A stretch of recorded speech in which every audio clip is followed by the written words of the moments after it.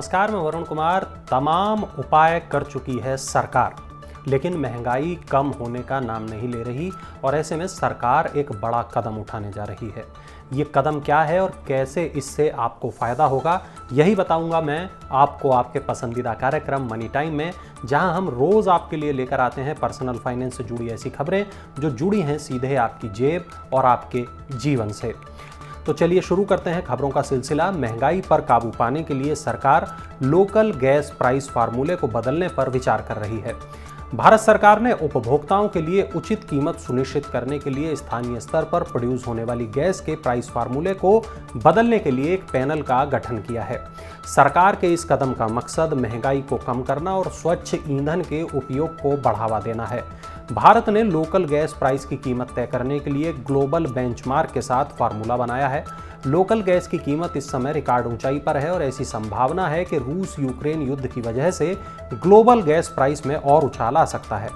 Panel अपनी report इस महीने के अंत तक सरकार को सौंपेगा। अगली खबर लोन लेने वालों के लिए कुछ बुरी है। केनरा बैंक से लोन लेना अब महंगा हो जाएगा। सार्वजनिक क्षेत्र के केनरा बैंक ने मंगलवार को अपने marginal cost based lending rate यानी MCLR में 0.15% की बढ़ोतरी कर दी है। नई ब्याज दरें बुधवार से लागू होंगी। बैंक की मौजूदा 7.65% की MCLR दर अब बढ़कर 7.75% हो जाएगी। ऑटो, पर्सनल और होम लोन जैसे अधिकांश कंज्यूमर लोन की ब्याज दर एक साल की MCLR के आधार पर ही तय होती है। केनरा बैंक ने ये कदम तमाम बैंकों के ब्याज महंगा करने के बाद उठाया है। RBI ने पिछले महीने रेपो रेट में बढ़ोतरी की थी, जिसके बाद बैंकों ने भी इंटरेस्ट रेट बढ़ाना शुरू कर दिया था। अगली खबर भी बैंकों से ही जुड़ी है और ये प्राइवेट बैंक है कोटक महिंद्रा बैंक, जो FD पर देगा ज्यादा रिटर्न। कोटक महिंद्रा बैंक ने विभिन्न अवधियों वाले फिक्स्ड डिपॉजिट पर इंटरेस्ट रेट बढ़ाने की घोषणा की है। बैंक के खाताधारक अब FD पर 2.5% से लेकर 6.10% तक का इंटरेस्ट रेट हासिल कर सकते हैं। 2 साल से कम वाली FD पर कोटक महिंद्रा बैंक 6.10% ब्याज की पेशकश कर रहा है। नई ब्याज दरें 2 करोड़ रुपए से कम वाली FD पर ही लागू होंगी। सीनियर सिटीजन्स को सामान्य ब्याज दर की तुलना में 0.5% ज्यादा ब्याज मिलेगा। अगली खबर की तरफ चलते हैं। म्यूचुअल फंड में निवेश करने वालों के लिए ये खबर काफी महत्वपूर्ण है। एक नया फंड जल्द लॉन्च होने वाला है। हेलियस कैपिटल को म्यूचुअल फंड कारोबार शुरू करने के लिए भारतीय प्रतिभूति एवं विनिमय बोर्ड यानी सेबी से मंजूरी मिल गई है। Helios capital management PTE limited ने फरवरी 2021 में बाजार नियामक सेबी के पास म्यूचुअल फंड कारोबार शुरू करने के लिए आवेदन किया था। हेलियस पोर्टफोलियो प्रबंधन सेवा क्षेत्र में कार्यरत है। हेलियस कैपिटल ने कहा कि वो प्रदर्शन और सेवा पर ध्यान केंद्रित करते हुए रिटेल निवेशकों के लिए म्यूचुअल फंड की पेशकश करने के लिए कड़ी मेहनत करेगी। हेलियस कैपिटल के संस्थापक समीर अरोड़ा ने लगभग 20 साल पहले अलायंस कैपिटल को छोड़ने के बाद फिर से म्यूचुअल फंड उद्योग में कदम रखा है। अगर आप ऑनलाइन गेम खेलने के शौकीन हैं तो ये खबर आपके लिए जरूरी है।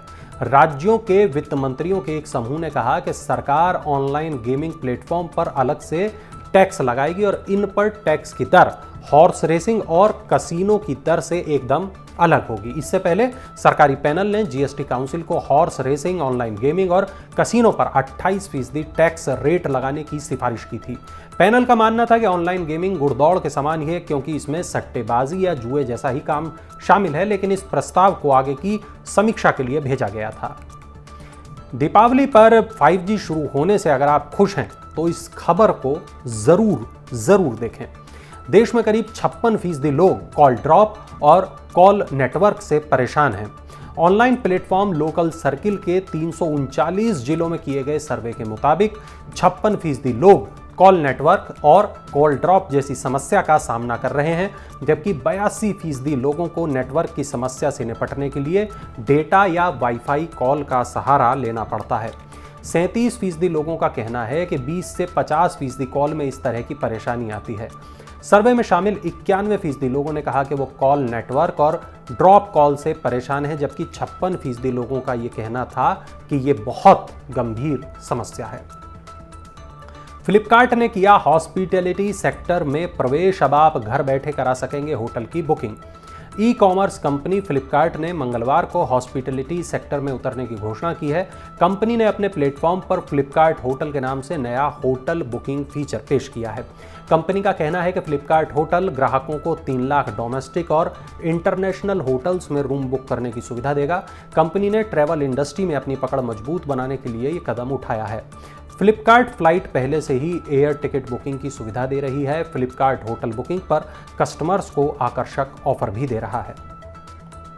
बजट स्मार्टफोन खरीदने वालों के लिए है हमारी अगली खबर। अगर आप 7,000 रुपये से कम की कीमत में कोई बजट फोन तलाश रहे हैं तो आपके लिए खुशखबरी है।